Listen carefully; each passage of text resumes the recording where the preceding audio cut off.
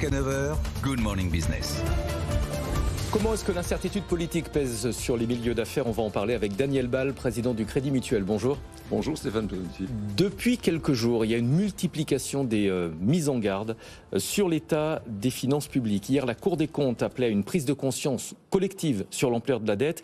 Le comité de suivi des retraites, de son côté, prévient que le système va rester durablement déficitaire malgré la réforme qui a été mise en place l'an dernier. Est-ce que finalement, l'incertitude actuelle ne va pas nous amener à une prise de conscience, une sorte d'opération vérité peut-être sur les finances publiques ? Il serait grand temps.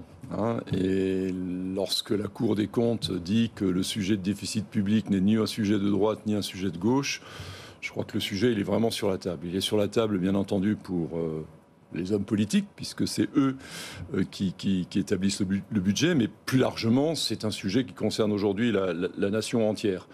Parce qu'on ne va pas pouvoir continuer éternellement à creuser les déficits budgétaires, parce que creuser, ça veut dire continuer à s'endetter aujourd'hui et à faire porter aux générations futures le poids de nos excès d'aujourd'hui. Mais ça veut dire potentiellement des hausses d'impôts, ça veut dire aussi potentiellement la fin de l'État-providence auquel on est quand même très habitué en France. C'est évidemment le sujet.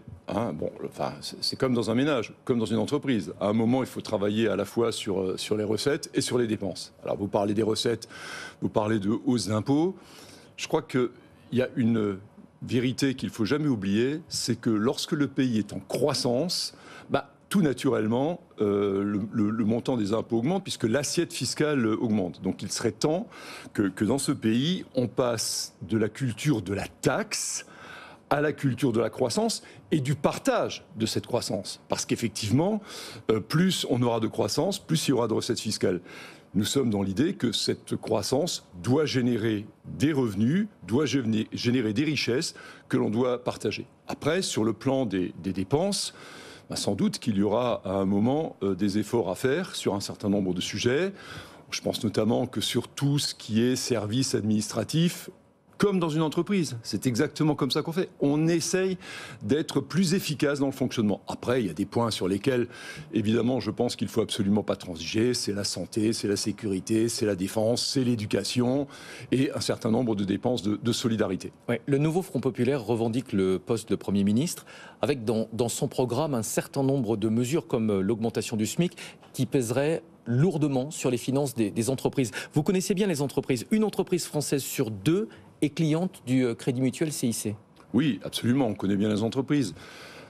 Passer le SMIC à 1 600 € est sans doute une idée très, très généreuse. La réalité, c'est que beaucoup d'entreprises, et notamment de petites entreprises, ne pourraient pas aujourd'hui s'aligner là-dessus. Ça, vous le constatez au quotidien, la trésorerie ne le permet pas ? La trésorerie ne le permet pas, le compte de résultat ne le permet pas. Quand on voit des petites entreprises où celui qui fait le plus d'efforts, c'est le chef d'entreprise sur son propre salaire, c'est clair que ce n'est pas possible. Cela étant, d'autres entreprises, parce qu'il y a en France beaucoup d'entreprises prospères, de qualité, ont la capacité de le faire. Au Crédit Mutuel Alliance Fédérale, nous sommes très nettement au-dessus du SMIC aujourd'hui et nous continuons à le faire dans le cadre d'une politique sociale que nous voulons clairement permettant le partage, ce fameux partage des profits dont je parlais tout à l'heure. En mettant la pression sur les entreprises, est-ce qu'il n'y a pas un risque de ralentissement brutal en matière d'investissement ? Aujourd'hui, nous sommes déjà dans une situation d'attentisme. C'est ce que nous remontent tous nos exploitants. Les chefs d'entreprise hésitent. Avant, c'était parce que les taux étaient trop élevés. Aujourd'hui, c'est la situation. C'est clair que la situation politique aujourd'hui génère de l'incertitude. L'incertitude n'est pas bonne conseillère. Ça, c'est tout à fait évident. Mais le message que nous passons aux chefs d'entreprise, c'est de leur dire continuons tous ensemble, nous les entreprises, à avancer. Continuons à innover, continuons à investir. Parce que c'est aujourd'hui qu'on construit le pays de demain. Nous construisons l'entreprise de demain et cette entreprise, elle doit aujourd'hui être performante sur le plan économique, elle doit être performante sur le plan social, elle doit aussi être performante sur le plan environnemental. Le secteur bancaire a souffert de l'incertitude, notamment politique, depuis le second tour des élections législatives. Est-ce qu'il n'y a pas quand même une forme de bashing avec le secteur bancaire ? Ce serait une sorte de symbole de la finance des plus riches, alors que, objectivement, on a tous une banque, mais c'est un petit peu une cible facile. Vous n'avez pas peur de revivre ce qu'on a connu dans les années 2010 avec la crise de la dette ? J'espère que non, parce que, vous le dites fort justement, chacun a une banque, et je crois que les banques sont justement là pour accompagner les clients, pour accompagner dans les projets, pour accompagner également dans les difficultés. En tout cas, chez nous, c'est une vérité de tous les jours. Nos conseillers sont à l'écoute des clients. Ensuite, on nous met souvent en avant la question du coût des services bancaires. Mais on ne regarde pas justement quel est le service bancaire. Aujourd'hui, en France, nous avons le réseau d'agences le plus développé de tous les pays européens. C'est-à-dire que l'ensemble des banques françaises sont des banques de proximité, des banques qui sont vraiment à l'écoute des clients. Et lorsqu'on parle des entreprises, on en parlait tout à l'heure, parler aux chefs d'entreprise et ils savent bien ce que les banques leur apportent au quotidien dans le développement de leurs activités. Développer les activités d'une entreprise, c'est développer l'emploi, c'est développer les richesses et c'est permettre ensuite effectivement de partager ces richesses. Les banques françaises sont en train de réembaucher. Pour la première fois depuis 10 ans, les effectifs repartent à la hausse. Plus 0,2% l'an dernier, un peu plus de 355 000 salariés fin 2023, avec un point particulier qui va vous donner le sourire, mais ce sont les banques mutualistes comme la vôtre qui ont surtout recruté l'an dernier. Oui, bien sûr. Nous sommes en développement et nous sommes en développement. Par conséquent, nous continuons à recruter. Nous avons besoin de talents pour accompagner la croissance de l'entreprise. Au Crédit Mutuel, aujourd'hui, nous recrutons sur tous les métiers, que ce soit les métiers du réseau, que ce soit les métiers de la banque de financement et d'investissement, que ce soit les métiers du contrôle, les métiers de la conformité. Tous ces métiers, aujourd'hui, nécessitent toujours davantage de talents. Et pour aller encore plus vite dans le développement, nous associons ces talents humains à la force du digital en introduisant progressivement toutes les techniques d'intelligence artificielle qui nous permettent d'aller plus loin, d'aller plus vite.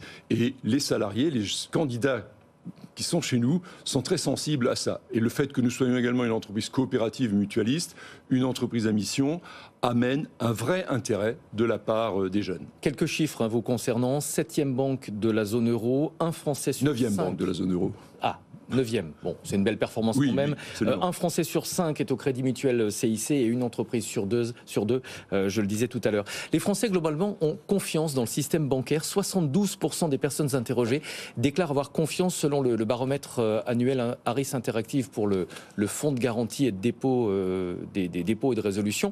3 personnes sur 4 aujourd'hui estiment que l'argent qu'ils confient à une banque est en sécurité. Le chiffre est en nette progression, à 16 points de plus que lors de la première enquête qui avait été effectuée en 2016.